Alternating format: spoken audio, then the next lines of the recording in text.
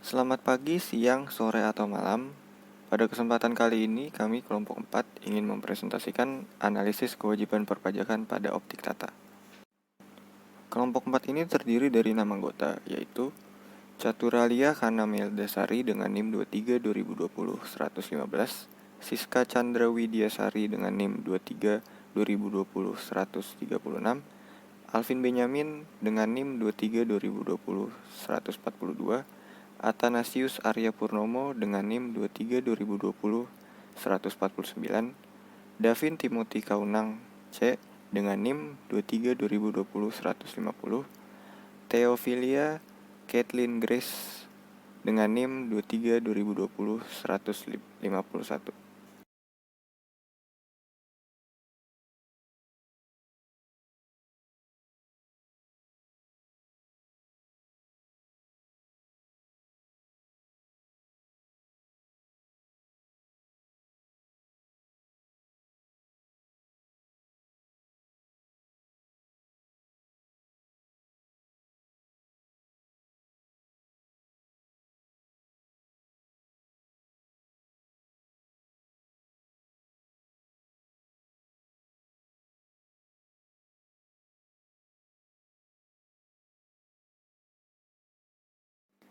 Pada ringkasan eksekutif kali ini, kita akan membahas apa sih itu pengabdian masyarakat.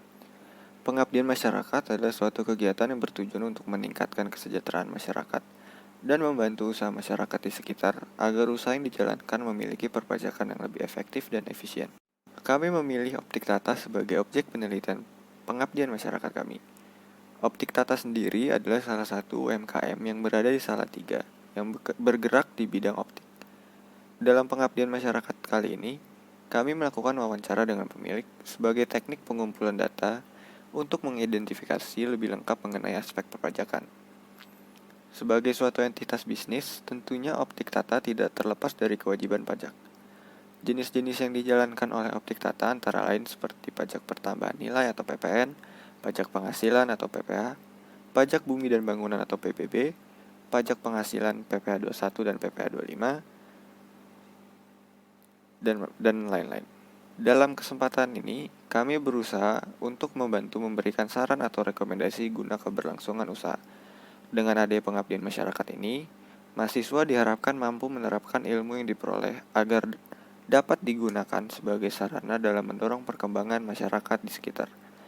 Dengan meningkatkan perkembangan masyarakat sekitar, maka hal tersebut akan meningkatkan perkembangan bangsa ke depannya.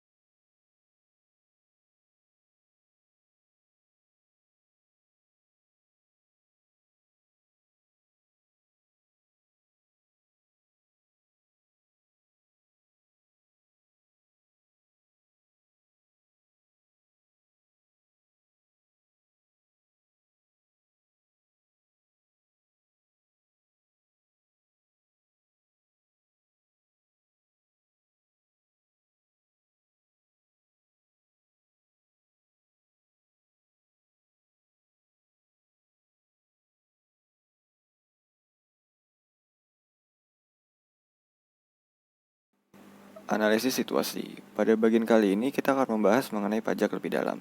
Pajak merupakan suatu iuran wajib yang dilakukan oleh warga negara kepada pemerintah yang tidak memberi kontraprestasi atau timbal balik langsung untuk membiayai pengeluaran negara yang telah diatur oleh undang-undang yang bersifat memaksa. Tujuan utama dari adanya pajak untuk meningkatkan penerimaan negara dan bukan untuk memberatkan warganya.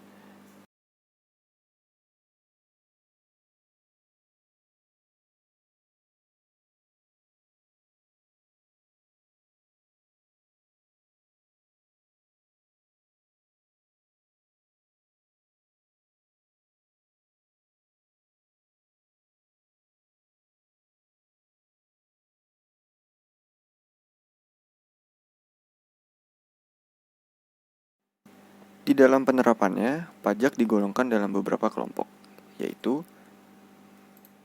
berdasarkan lembaga pemungutnya, berdasarkan sifatnya, berdasarkan golongannya, dan pajak atas penghasilan berdasarkan sifatnya.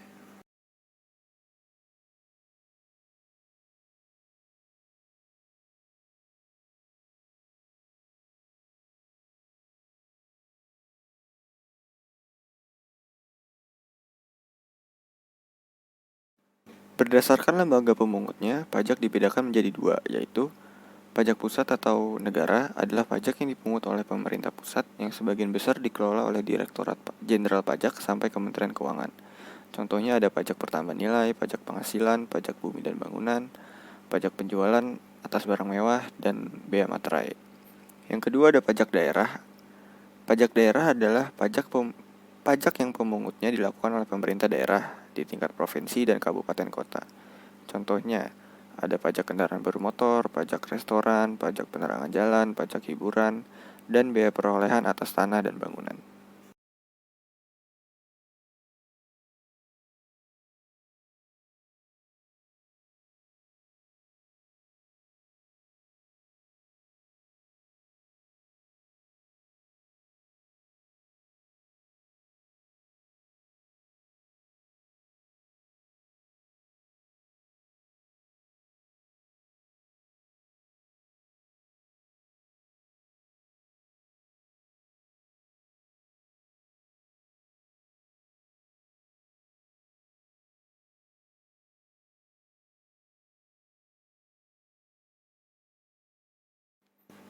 Berdasarkan sifatnya, pajak dibedakan menjadi dua, yaitu satu, pajak subjektif.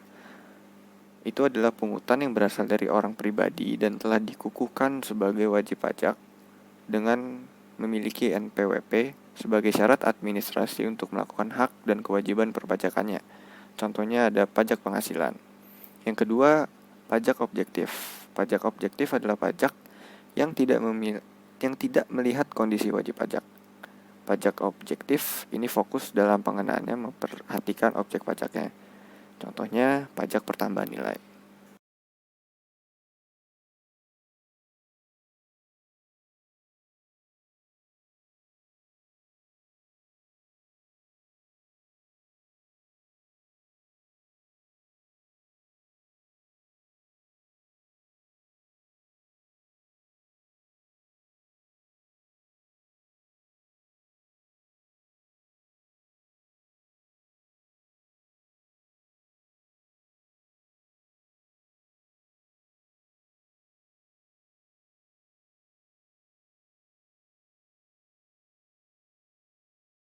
Berdasarkan golongannya, pajak dibedakan menjadi dua, yaitu satu, pajak langsung. Pajak langsung adalah pajak yang bebannya harus ditanggung oleh sendiri, oleh wajib pajak yang bersangkutan dan tidak dapat dialihkan kepada pihak lain. Contohnya ada pajak penghasilan, pajak bumi dan bangunan, dan pajak kendaraan bermotor. Yang kedua ada pajak tidak langsung. Pajak tidak langsung adalah pajak yang bebannya dapat dialihkan atau digeser kepada pihak lain. Contohnya pajak pertambahan nilai, pajak bea masuk, dan pajak ekspor.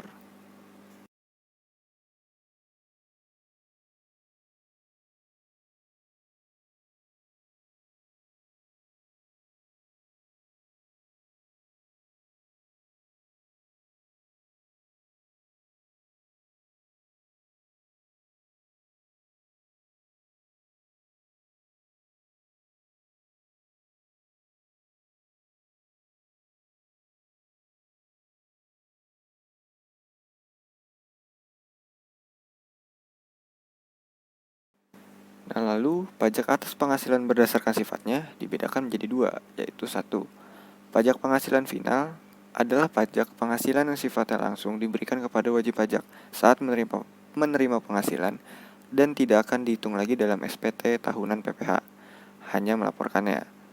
Contohnya bunga deposito dan tabungan lainnya. Yang kedua, pajak penghasilan tidak final. Pajak penghasilan tidak final adalah pajak penghasilan yang dikenakan atas suatu penghasilan dan perhitungan kembali dengan penghasilan lainnya untuk dikenakan tarif umum dalam pelaporan SPT. Contohnya gaji, upah, dan honor untuk wajib pajak dalam negeri.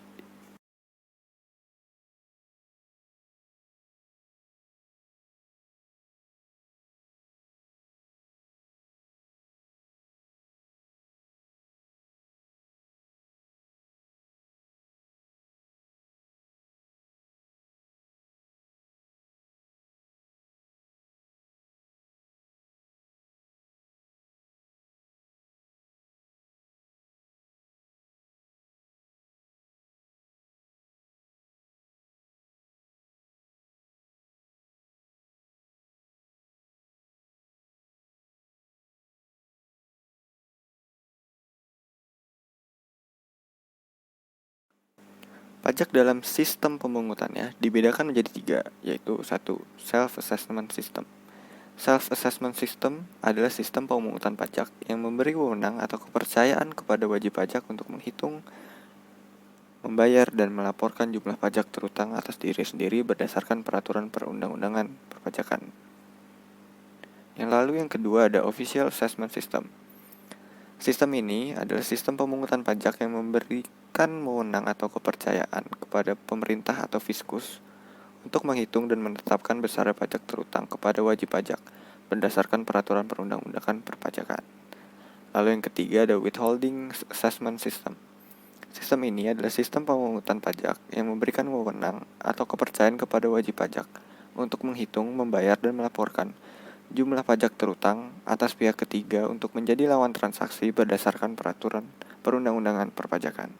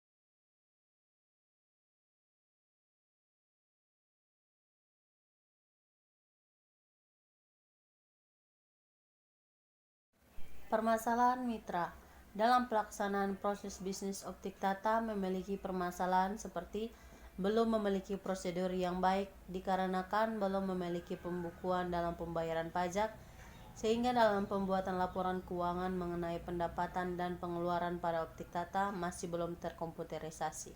Selanjutnya, manfaat pengabdian masyarakat ini memiliki maksud agar mahasiswa diharapkan dapat mengimplementasikan ilmu yang telah didapat selama perkuliahan untuk meningkatkan kesejahteraan masyarakat. Untuk mengetahui apakah salah satu UMKM yang kami pilih menjadi objek analisis perpajakan, yaitu Optik Tata, sudah mengerti tentang sistem perpajakan yang ada di Indonesia dan apakah Optik Tata sudah membayarkan pajak secara benar atau sesuai dengan usaha yang dijalankannya. Selanjutnya, Tujuan kami dalam kegiatan pengabdian masyarakat kali ini, mahasiswa melakukan penelitian terkait analisis aspek perpajakan sebuah Optik Tata untuk membantu mahasiswa serta objek penelitian dalam mengetahui dan menganalisis aspek pajak yang telah dibayarkan maupun yang belum dibayarkan, serta mengumpulkan, mengevaluasi, dan memberikan rekomendasi aspek perpajakan pada Optik Tata melalui bukti-bukti yang telah kami temukan sebelumnya. Selanjutnya adalah bab 2, metode kegiatan. Dalam metode kegiatan sendiri dibagi menjadi 2, yaitu ada bentuk kegiatan dan juga kerangka kegiatan.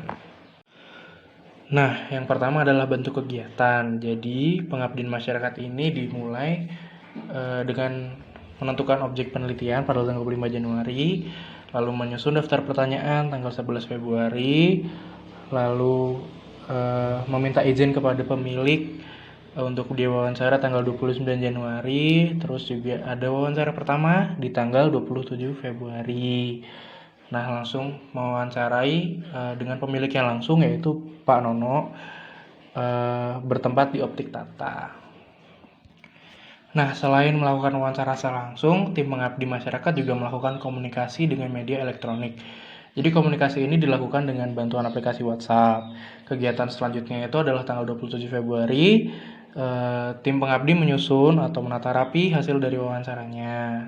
Lalu pada tanggal 23 Maret 2022 itu ada konsultasi pertama dengan dosen pembimbing, lalu dilanjutkan tanggal 29 Maret ada konsultasi dosen pembimbing yang kedua. Lalu kegiatan yang terakhir adalah mengunjungi langsung Optik Tata pada tanggal April 2022 untuk kegiatan wawancara lebih lanjut. Nah, selanjutnya ada kerangka kegiatan. Untuk kerangka kegiatannya sendiri bisa dilihat di gambar berikut.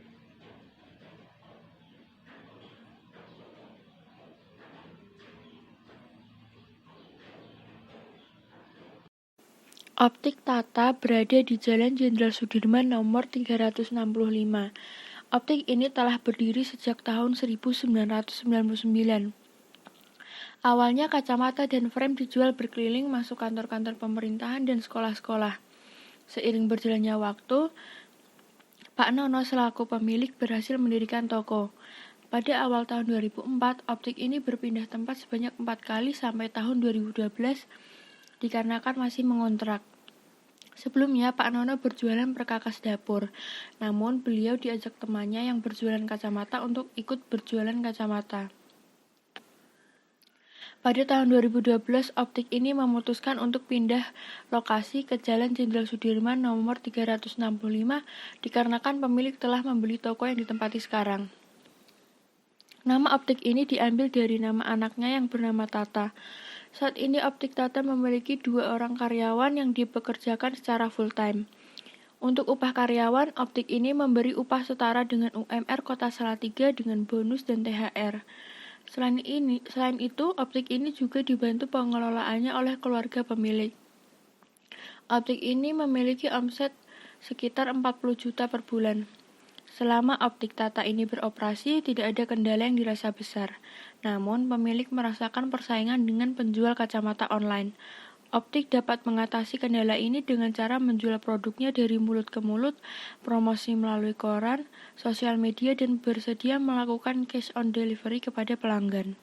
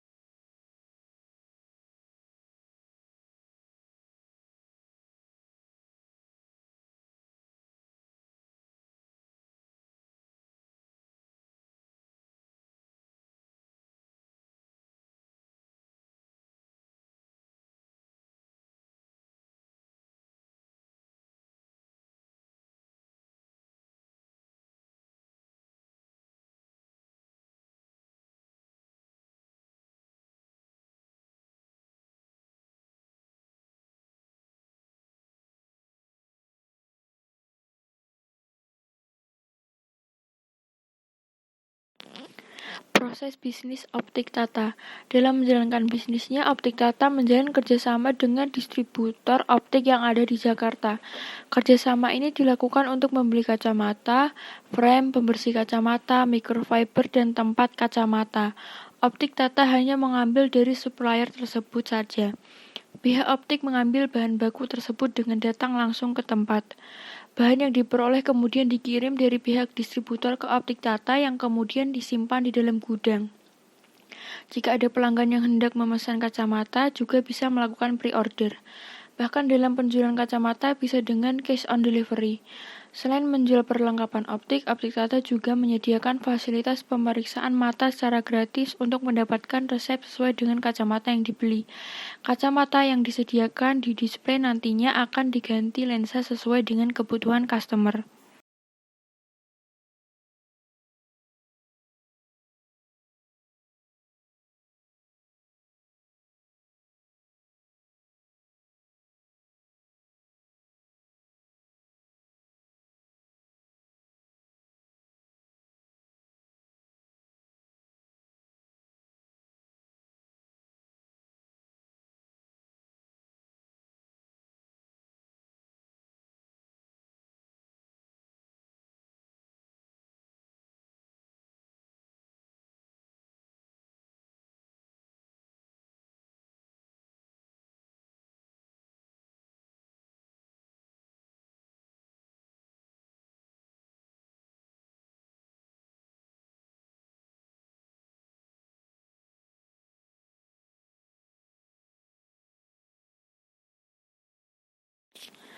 Dalam kegiatan bisnis sehari-hari, Optik Tata menyediakan barang dengan jenis frame dengan harga mulai dari 110.000, lensa mulai dari 100.000, microfiber mulai dari 80.000, pembersih kacamata mulai dari 50.000, dan tempat kacamata mulai dari 50.000.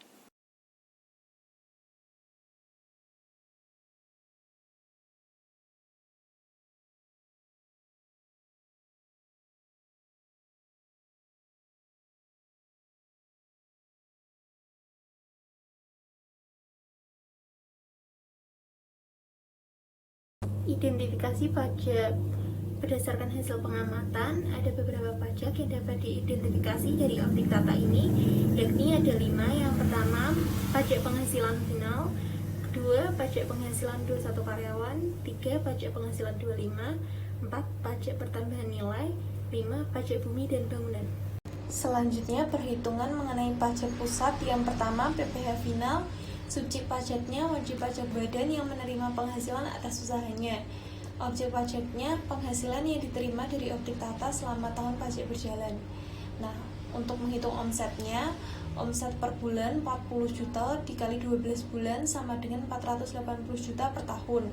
Kemudian tarif pajak yang dikenakan sebesar 0,5%, maka PPh final bisa dihitung dengan tarif pajak kali omset, yaitu 0,5% dikali 480 juta sama dengan 2.400.000 per tahun.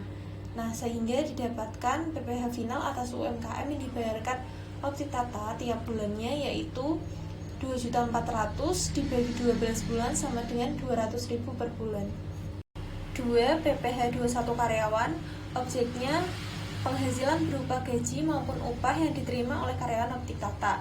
Subjeknya karyawan Optik Tata yang terdiri dari 2 orang. Kemudian perhitungan PPh karyawannya didapat dari gaji per bulan, yaitu sebesar 2.100.000 sesuai dengan UMR Kota Salatiga, sehingga didapatkan gaji per tahunnya yaitu 25.200.000. Kemudian ada biaya jabatan sebesar 5% menjadi 1.260.000. Kemudian didapat gaji neto sebesar 23.940. Kemudian PTKP-nya TK 0 atau tidak kawin, anaknya juga tidak ada, maka sebesar 54 juta, sehingga didapatkan bahwa PPh 21-nya per tahun itu nihil. Nihil yang dimaksud karena gaji neto karyawan lebih kecil dari PTKP, sehingga karyawan tidak akan dipotong PPh 21, dan Optik Tata tidak memiliki kewajiban untuk memotong PPh 21 ke kantor pajak. 3. Pajak penghasilan 25. Pajak ini dipungut oleh pemerintah atas keuntungan bisnis, dan pajak ini merupakan pendapatan yang dikurangi biaya operasional. Pendapatan dari apa yang dihasilkan bisnis dalam penjualan. Nah, dikarenakan omset Optik Tata kurang dari 4,8 miliar, maka Optik Tata tidak dikenakan pajak penghasilan 25 ini. 4. Pajak pertambahan nilai atau PPN. Sejak 1 Juli 2016, PKP atau pengusaha kena pajak di Indonesia diwajibkan membuat nota atau faktur pajak elektronik, yaitu e-faktur, untuk menghindari pembuatan faktur pajak palsu dalam pemungutan PPN. Nah, dalam rancangan Undang-Undang HPP nomor 7 tahun 2021 telah disahkan bahwa tarif PPN resmi naik menjadi 11% dan 12%, di mana tarif sebelumnya itu mencapai 10%. Kenaikan tarif ini berlaku pada tahun 2022. Meski demikian, Optik Tata bukan PKP, sehingga Optik Tata tidak dikenai PPN sebesar 11% dan 12% yang telah diresmikan pada tahun 2022 ini. Pajak yang kedua yaitu pajak daerah, terdiri dari pajak bumi dan bangunan atau PBB. Subjek pajaknya yaitu pemilik Optik Tata sebagai pihak yang mempunyai suatu hak atas bumi dan memiliki, menguasai, atau memperoleh manfaat atas bangunan. Nah, objek pajaknya itu bumi atau bangunan yang dimiliki, yang dikuasai, atau dimanfaatkan oleh orang, pribadi, atau badan yang digunakan untuk menjalankan usaha. Nah, luas tanah Optik Tata ini 50 meter persegi dan harga per meter perseginya itu 75 juta. Luas bangunannya sendiri 150 meter persegi, sehingga harga per meter perseginya itu 150 juta. NJOP bangunan sebesar 225 juta, NJOP kena pajak dari total NJOP dikurangi NJOP TKP, yaitu 225 juta dikurangi 10 juta mendapatkan hasil 215 juta. Kemudian PBB terutang dari NJOP kena pajak kali tarif, yaitu 215 juta dikali tarifnya 0,1%, mendapatkan hasil 215 juta. Di sini kita akan masuk dalam bab terakhir, yaitu bab 5 tentang kesimpulan dan rekomendasi. Dari hasil observasi dan analisa kelompok kami dapat menyimpulkan bahwa Optik Tata merupakan UMKM yang memiliki aktivitas bisnis yang cukup baik. Kewajiban pajak yang ada di Optik Tata yaitu pajak penghasilan final sebesar 200.000 per bulan. Pembayaran pajak penghasilan 21 karyawan ini nihil dikarenakan gaji neto karyawan masih rendah dari PTKP. Optik Tata dikenakan PPN, masukan atas pembelian barang kena pajak berupa lensa, frame, serta pernak-pernik dari distributor di Jakarta. Lalu, untuk estimasi pembayaran pajak bumi dan bangunan sebesar 250.000 per tahun. Optik Tata dapat dikatakan wajib pajak yang baik karena sudah melakukan pembayaran pajak yang tepat waktu. Walaupun Optik Tata sudah taat dalam pembayaran pajak, tetapi Optik Tata sendiri belum melakukan pembukuan untuk pajak-pajak yang telah dibayarkan. Di sini, kelompok kami merekomendasikan dari hasil pengabdian masyarakat yang dilakukan oleh kelompok kami, hendaknya Optik Tata melakukan sistem komputerisasi dalam pembukuan toko maupun untuk pajak-pajak yang telah dibayarkan agar mempermudah dalam pembukuan dan dalam mengidentifikasi jenis pajak yang belum diterapkan oleh Optik Tata. Sekian dan terima kasih. Serta pernak-pernik distributor di Jakarta. Lalu untuk estimasi pembayaran pajak PBB sebesar 215.000 per tahun. Sehingga dapat dikatakan bahwa wajib pajak yang baik karena sudah melakukan pembayaran pajak yang tepat waktu. Walaupun Optik Tata sudah taat dalam pembayaran pajak, tetapi Optik Tata sendiri belum melakukan pembukuan untuk pajak-pajak yang telah dibayarkan. Untuk rekomendasi, menurut kelompok kami, hendaknya Optik Tata melakukan sistem komputerisasi dalam pembukuan toko maupun untuk pajak-pajak yang telah dibayarkan, agar mempermudah dalam pembukuan dalam mengidentifikasi jenis pajak yang belum diterapkan oleh Optik Tata. Simpulan dan rekomendasi. Dari hasil observasi, bisa disimpulkan bahwa Optik Tata merupakan UMKM yang memiliki aktivitas bisnis yang cukup baik. Kewajiban pajaknya yang ada di Optik Tata yaitu PPh final sebesar 200.000 per bulan, kemudian pembayaran pajak penghasilan 21 karyawannya nihil dikarenakan gaji neto karyawan masih rendah dari PTKP. Kemudian Optik Tata juga dikenai PPN masukan atas pembelian barang kena pajak berupa lensa, frame, serta pernak-pernik distributor di Jakarta. Lalu untuk estimasi pembayaran pajak PBB sebesar 215.000 per tahun.